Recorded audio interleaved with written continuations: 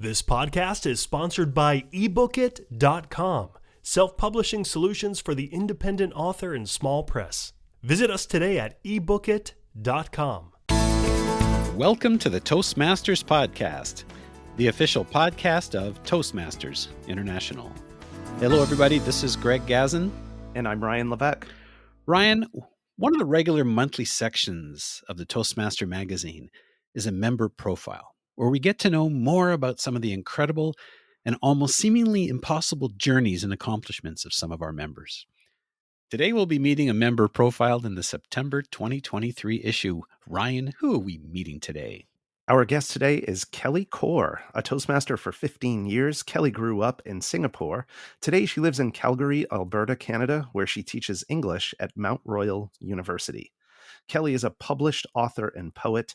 She recently curated an anthology of African art and writing for the International Human Rights Art Festival in New York City.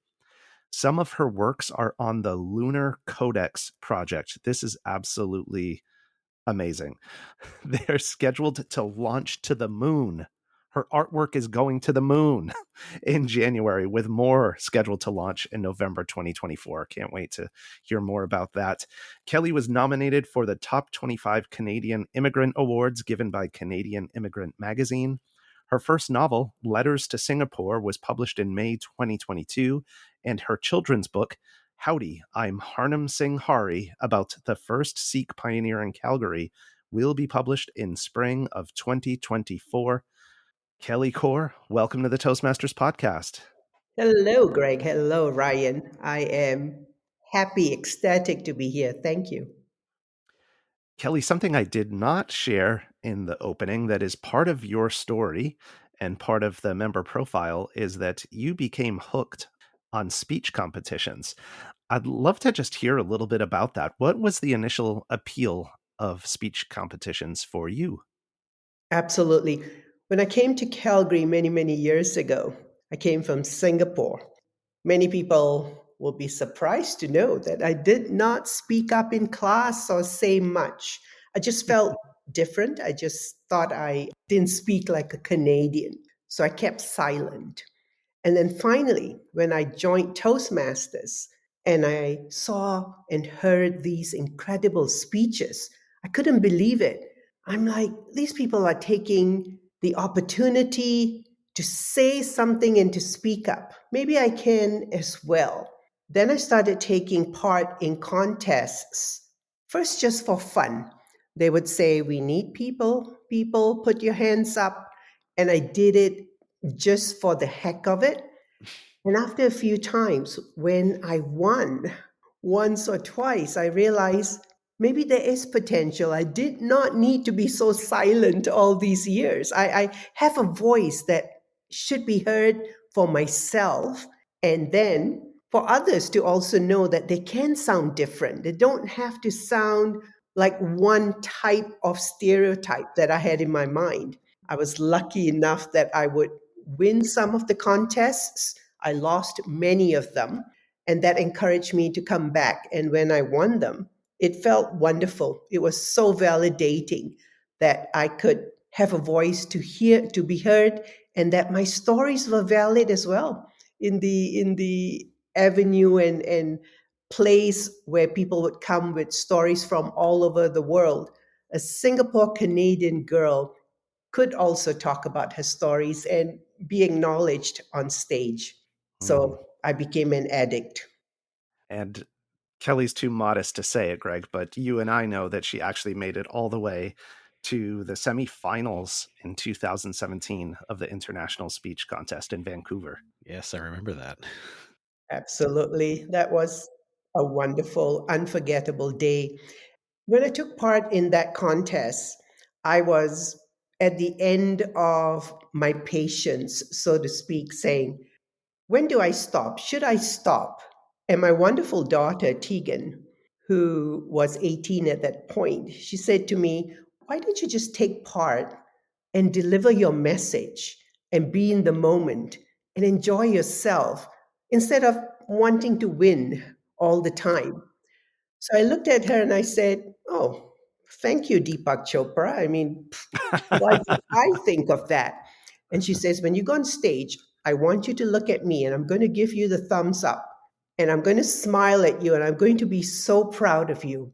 And of course, I did all those things. And at the end, when they called my name out, I remember that feeling of looking at her and she said, I knew it. You did it, Mom. And that was just the most wonderful moment in my Toastmasters experience. Kelly, it sounds like your daughter is the English teacher, but you're in fact an English teacher.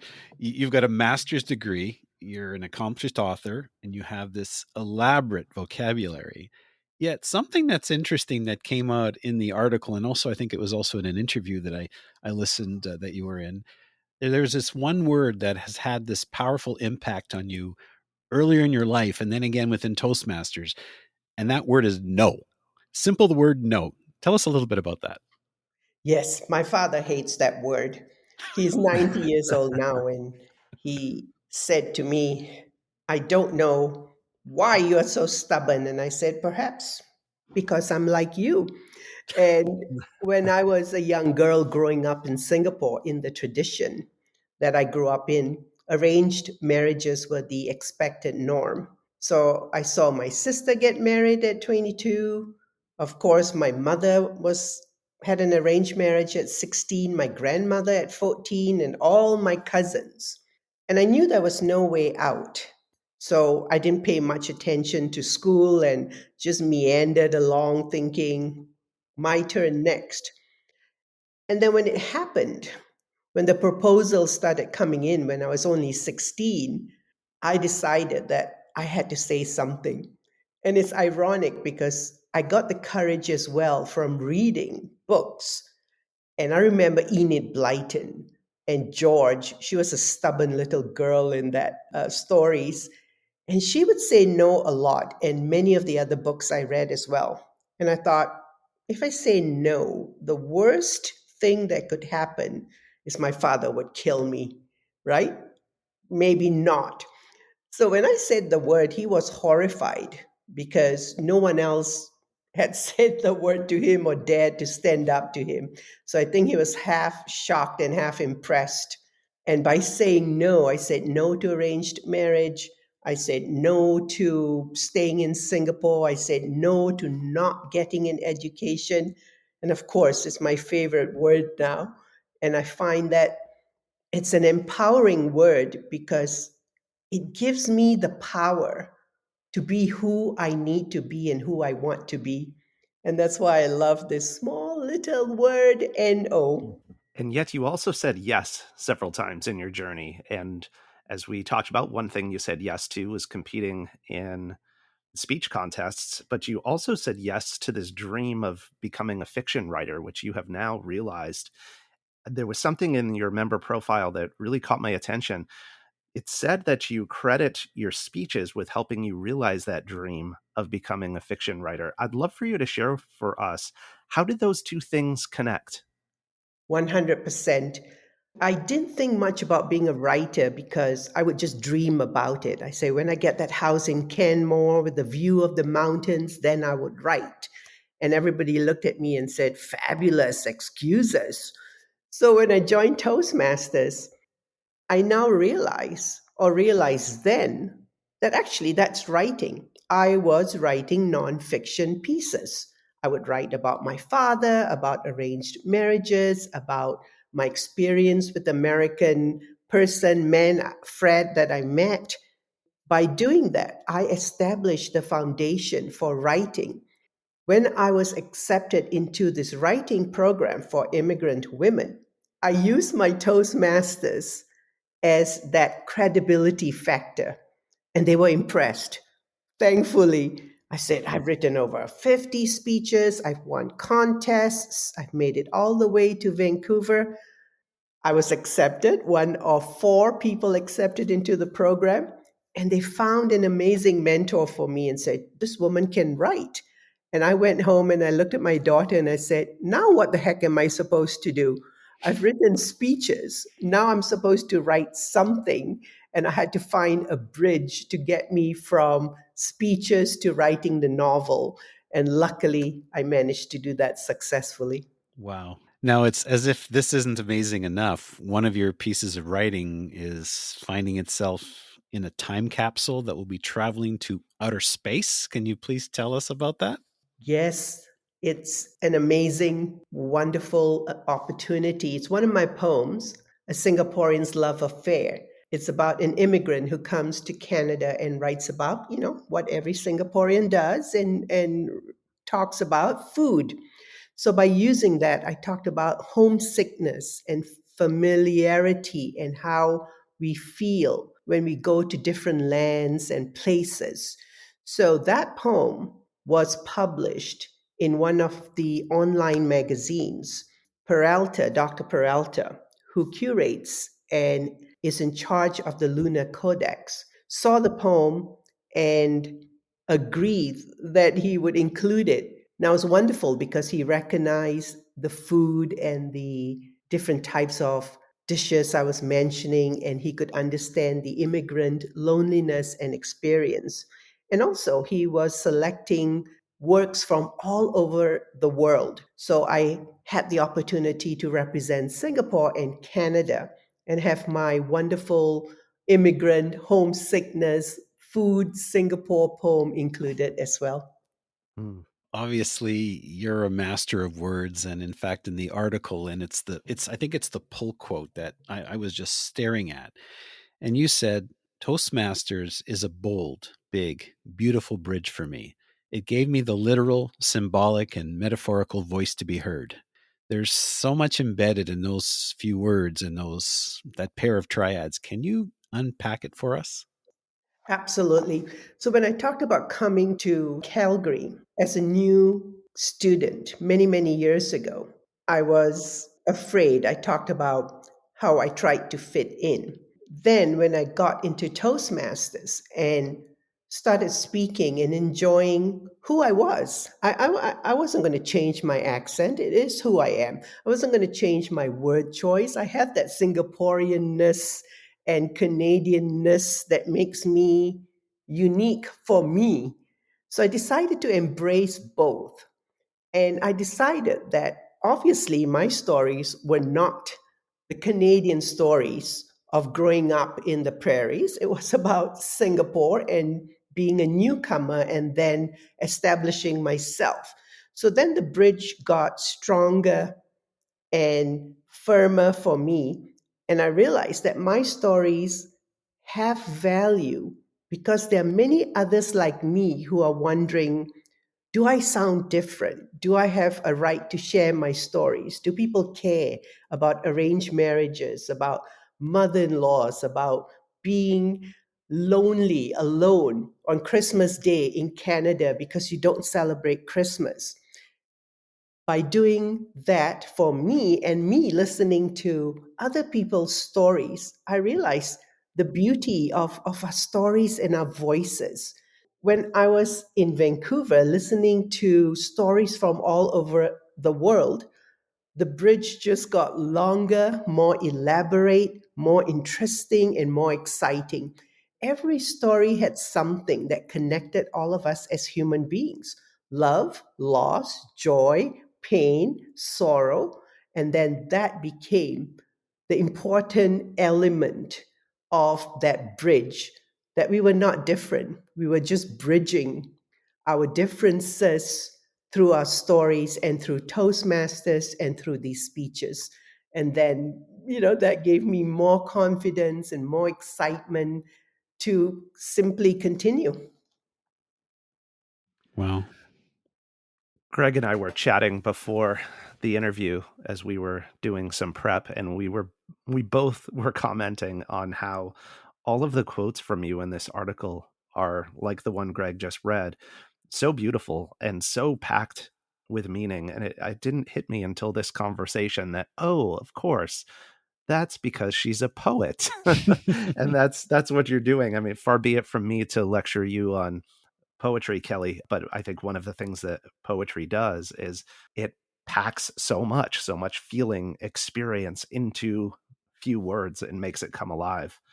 So it's just a joy. As Greg was saying to me, he said I would love to read her fiction, and I totally agree. Just Reading sentences from you is a joy. I can't imagine diving into a larger work. Thank you. And what is significant or interesting about that is I did not pursue the poetry, the fiction, the nonfiction. Luckily, I did so in my Toastmasters speeches. During COVID were my bountiful years. I did so much. Within 2020 to 2023, I had over 70 to 100 poems, stories, nonfiction published around the world.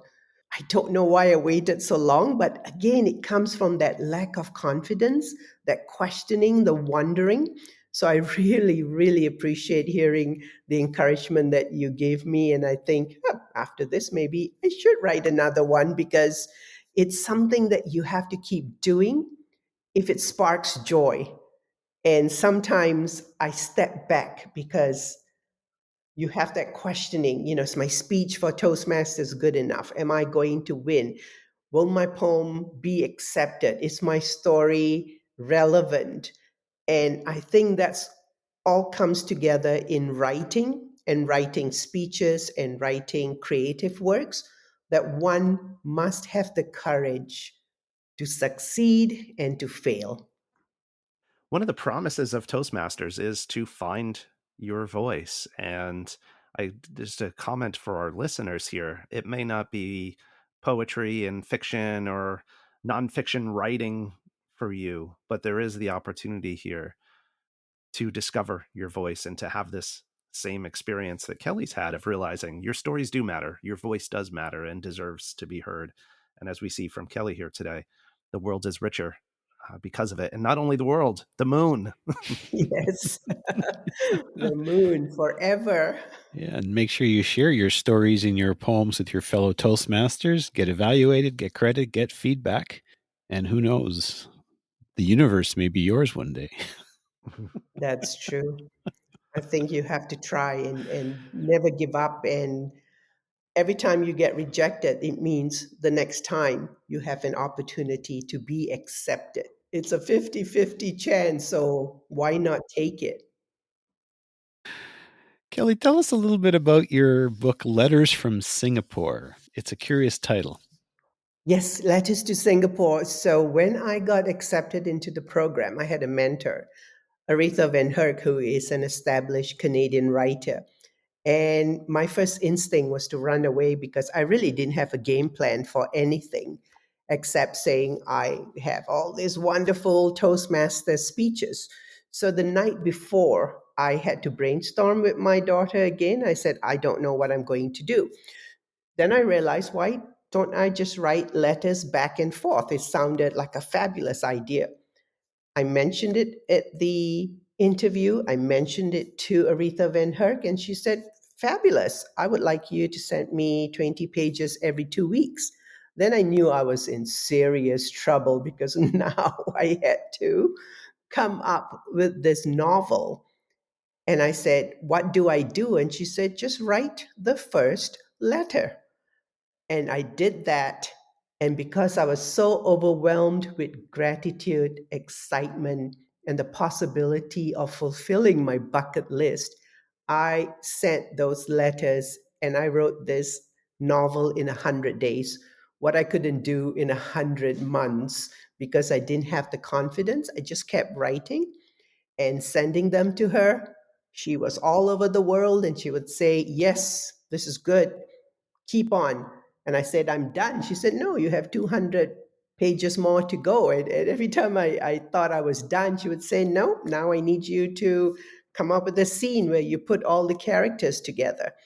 And so the premise became a student who comes from Singapore, goes to the University of Calgary, and writes letters home to her mother, her sister, her Chinese friend, and her South Indian friend.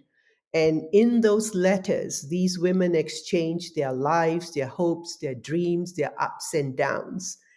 In a most amazing way, my letters meshed together and unfolded into my first novel, Letters to Singapore. And I am grateful.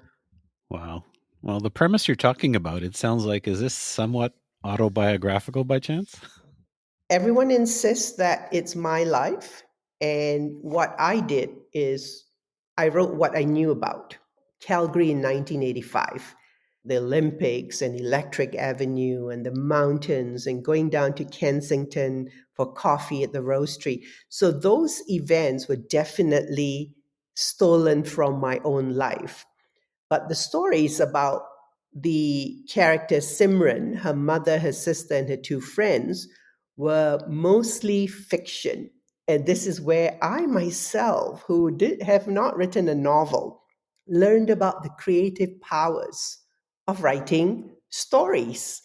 Because in Toastmasters, the stories were true. Now I realize I could come up and do anything I wanted. And as I started writing, they got more exciting and more elaborate. And then I was really concerned because I knew people would say, "This is you." They still do. They insist it's me. And I said, "Let me tell you, my own story was more challenging. I can't even write about this.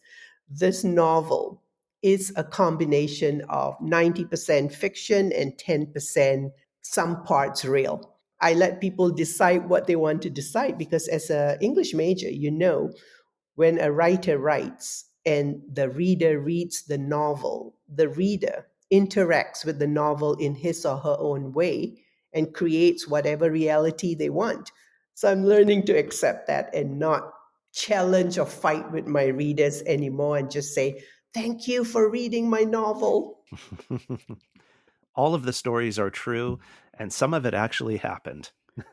Yes, Right? exactly. And I said, if you buy me a martini or two, I might tell you more. This is so funny because what we're talking about right now leads perfectly into another quote or another portion of the article where, Kelly, you describe yourself as an immigrant woman with a different accent and strange stories. Yes. How so are they strange? Well, in 2017, when I was in Vancouver and I listened to people's stories, I was just gobsmacked. Incredible stories, right? I remember the story of the Canadian man who said he was in prison for a long time. And then you have, as you say, the grandmother stories. Everyone's stories from their survival to cancer to illness. I realized how different they were and different from mine. Some people obviously have not gone through arranged marriages or don't understand it the way I have seen it, witnessed it, felt it, and experienced it. So I knew many of my Canadian friends during my Toastmaster speeches would come up to me and said, "Oh, how do you cope with this? How do you do this? How could this happen to you?" And I thought, okay, I do have strange stories because I'm exploring the concept of freedom, which in the East, in some parts, and in my family, was not the topic that was available to me. And then when I came to Canada, you could do whatever you want and nobody would question you. The strange stories evolved from the idea of freedom, independence, and moving out of the space you were brought up in and born and coming to a new place. So, very different from, let's say, my Calgary friends whose stories were about being free and making their choices. So that's why I call them strange stories because I always chuckle when people say, "What do you mean you couldn't make your own choices? You couldn't choose what you want? Why can't you just do it?" And I said, "Well, you got to wait for my next speech." Well, Kelly, it's interesting because you seem so confident today, the way that you speak and express yourself. And yet, as the quote from Greg alluded to, and you say more explicitly in the article, you were worried that you would not fit in today. Do you still feel that way? Do you still feel like you're not sure you fit in, or have you, to use one of your metaphors, crossed that bridge? Absolutely not. I just walk up and down that bridge, remembering all my table topics experience, and I use them all the time.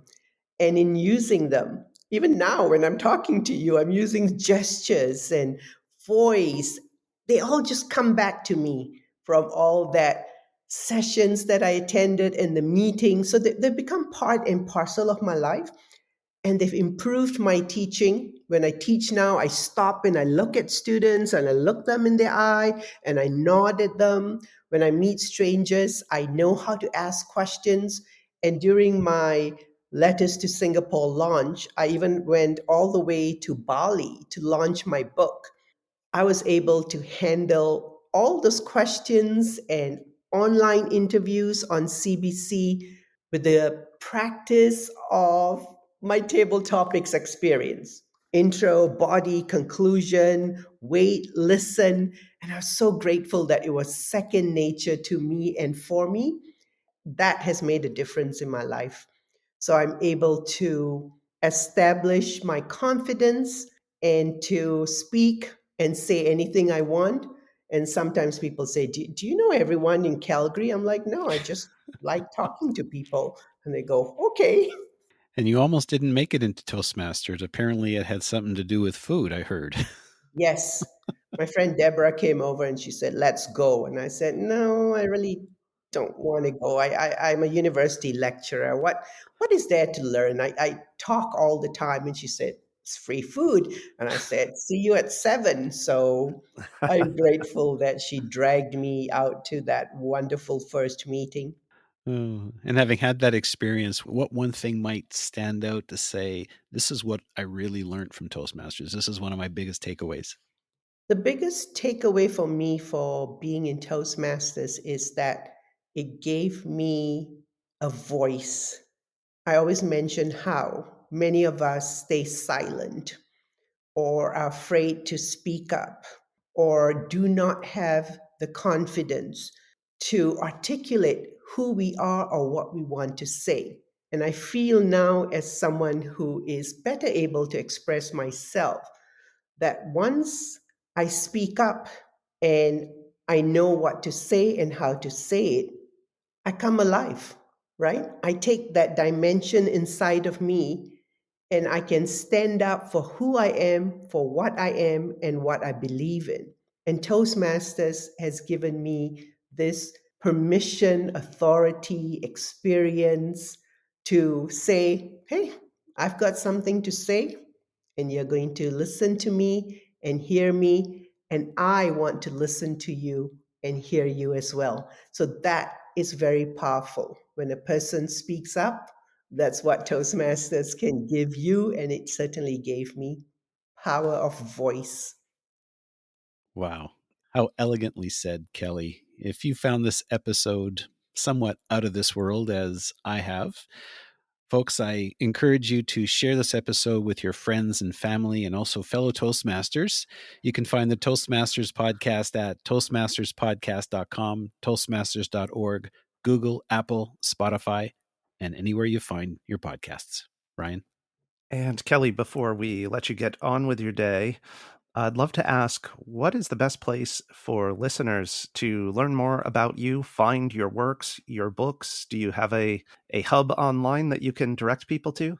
Definitely. So people can find me on LinkedIn and also on my website, www.kellykaur.com. I teach at Mount Royal University. They can also find me through that medium as well.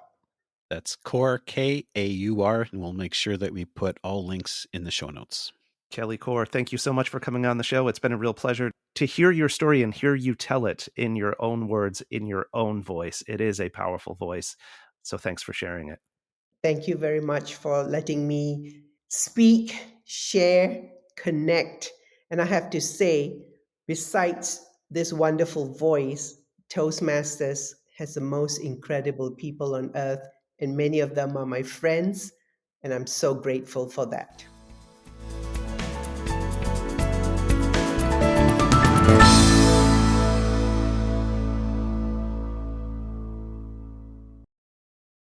Ever imagined a book written just for you? Introducing Books.ai. We're not just another bookstore, we're the future of reading. Our state-of-the-art AI adapts each book to your specific needs, creating a personalized masterpiece. Visit Books.ai now, that's POOKS.ai, and use the promotion code SPOTIFY for a whopping 50% off. Books.ai, your personalized book awaits.